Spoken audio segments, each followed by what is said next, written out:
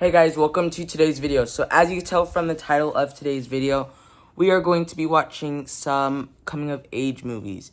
So the reason this is so significant and important, well, somewhat significant and important, is because I start high school next week. And I'm going to become a junior, but I also haven't been to school since COVID started. So it's kind of like, I don't know what to expect. I have gone to schools because I've had to take tests. So I've sat next to other kids and all that, and it's kind of like, okay. But anyways, getting off track. Yeah, we're going to be watching some coming of age movies. This is like my favorite genre of movies, so I low-key can't wait to watch these movies. I've seen these movies, but I also like look some up and people are saying, oh, these are the best coming of age movies. So I was like, I'll just watch the ones I like and these ones. So I do start Monday, and it's currently July 31st, so I won't have that much time, so I will have to binge watch these movies. So I finished The Breakfast Club. It was good. I'll definitely give it like a 7.5 out of 10. It was good. Really shows how everyone's personal life is different, but also the same and scattered and messed up. So I think it's a good one. I'm currently going to watch The Edge of 17 because that's the only thing I've downloaded and my internet went out. So let's get on to that one. Okay, so I finished The Edge of 17. I really liked that movie. I think Haley Steinfeld did really good, as well as the other actors in it. I do like the protagonist characters of the supportive teachers, like The Edge of 17. In The Perks of Being a Wallflower. That's the only two I can think of right now. So yeah, I think it also portrays how well you think you're like the only person in the world having these problems sometimes, and you think other people can't relate. But in reality, I think there are a ton of people, and I think at the end of the day, you really just need to find your people and someone who appreciates you and helps you get there. So I like that movie. I would give it I feel like I would do the same, 7.5 or 8 out of 10. Next up, I'm gonna watch The Perks of Being a Wallflower, but that'll be tomorrow because I'm about to go to sleep. I know this is on YouTube, so I'm gonna watch that. Hey guys, so I did watch The Perks of Being a Wallflower. It's like 6 o'clock right now. I watched it earlier because it's on YouTube, so thank you, YouTube, for that. I really like that movie. This one, I would say, is like 8 out of 10. 8.5 out of 10. I think it's good. I think one thing that they always show in these coming-of-age films is you always have that, like, one friend person next to you. And I think once you lose them, you, like, kind of lose yourself and you feel really alone. So I think the movies I've watched, or, well, these two, they're more recent ones, do display that. So I am going to watch the next one, which is going to be Lady Bird. So can't wait for that. It's on Max, I think, so let's get into it. Hey guys, so it is now the next day, and I did watch Lady Bird, Me, Earl, and the Dying Girl, and Turtles All the Way Down. Those three were really good. They're all in Max, so I just watched them all at once, and I didn't do an update. It's raining right now, so thought this was a decent time to film this. It took me a little while because I watched Turtles All the Way. I had halfway watched it already, so I finished it. And then I watched Lady Bird, and then Me, Earl, and the Dying Girl. And then I also had to watch the new Mr. Beast video, of course, and the LOL podcast. So I'm now going to rate these movies. So I would give Turtles All the Way Down, I would give that like a 7. 7, I think, is good. Lady Bird, I would also give a 7. And then I think I would give Me, Earl, and the Dying Girl like a 7.5. And yeah. I think we're gonna move on to the next one.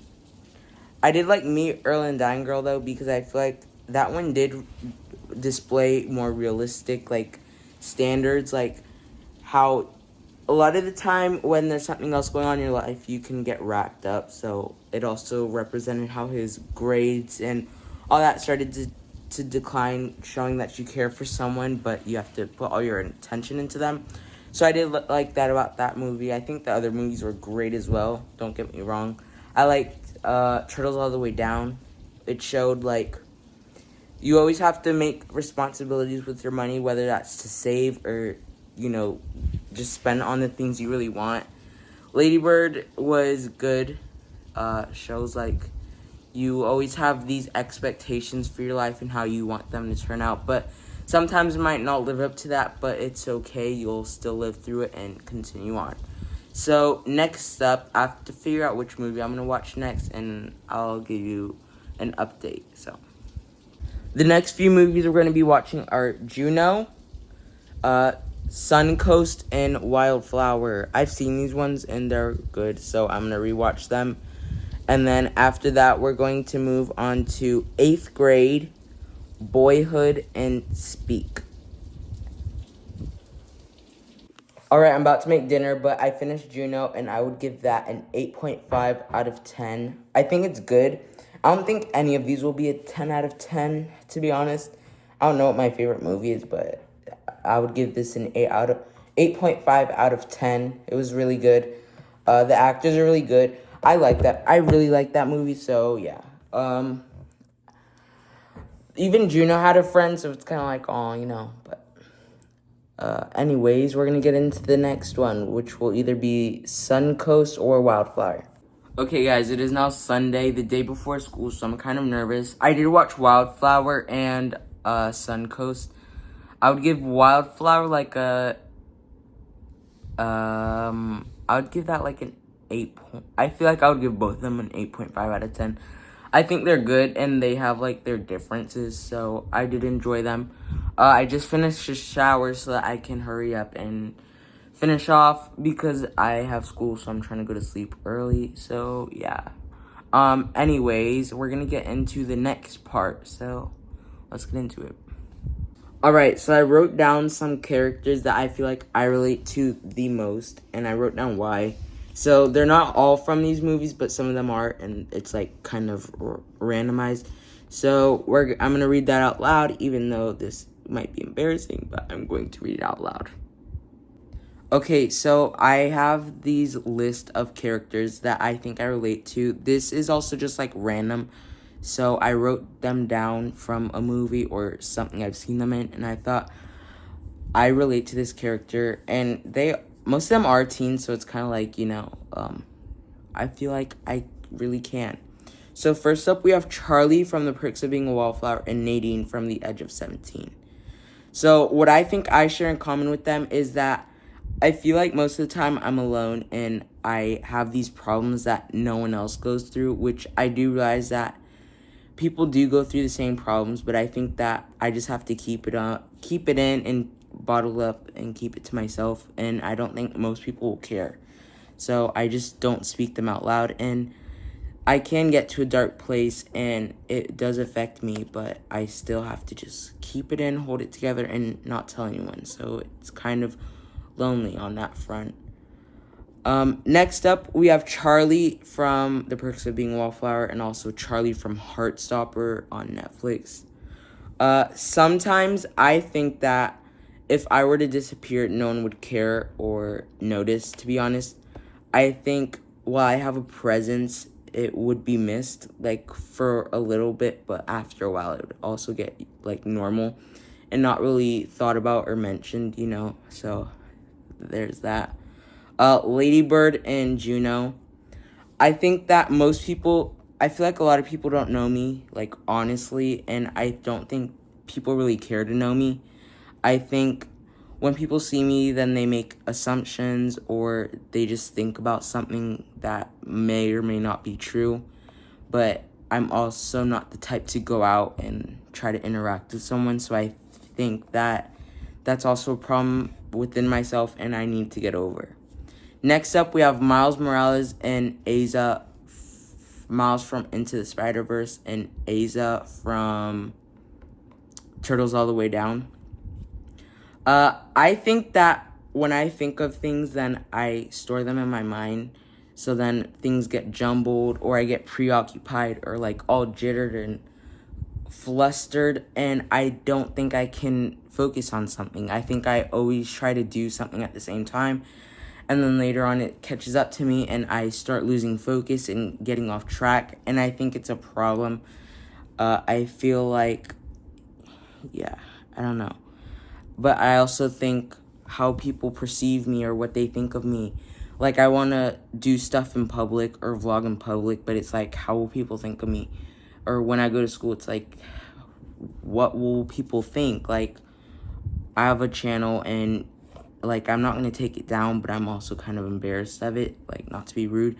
But it's like, I just have things about myself that I don't think other people will like, and I find embarrassing. So it's like, I don't know, you know?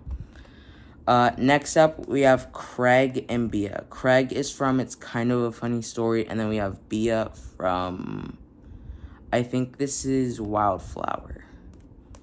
While I try to battle my own stuff, I always think I have to consider other people and how things will affect them and stuff like that. Like, I know I have parents who love and care for me. I have a whole entire family, which I love and appreciate them so much.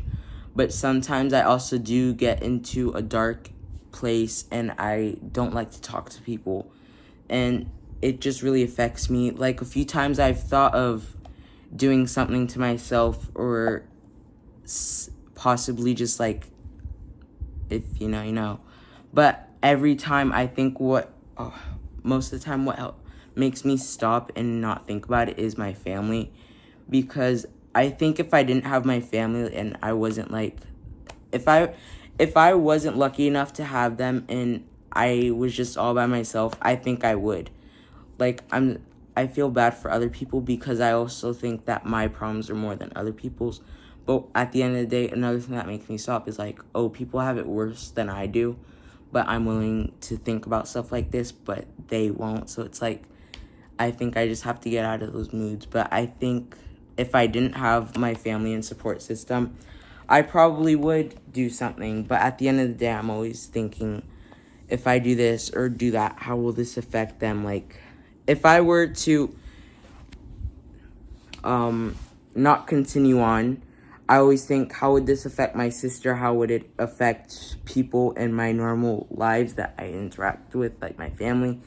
It's like, if I were to do that, how would they see it? Like, you lose someone. I just don't think, I think that's mostly what stops me, and I don't know.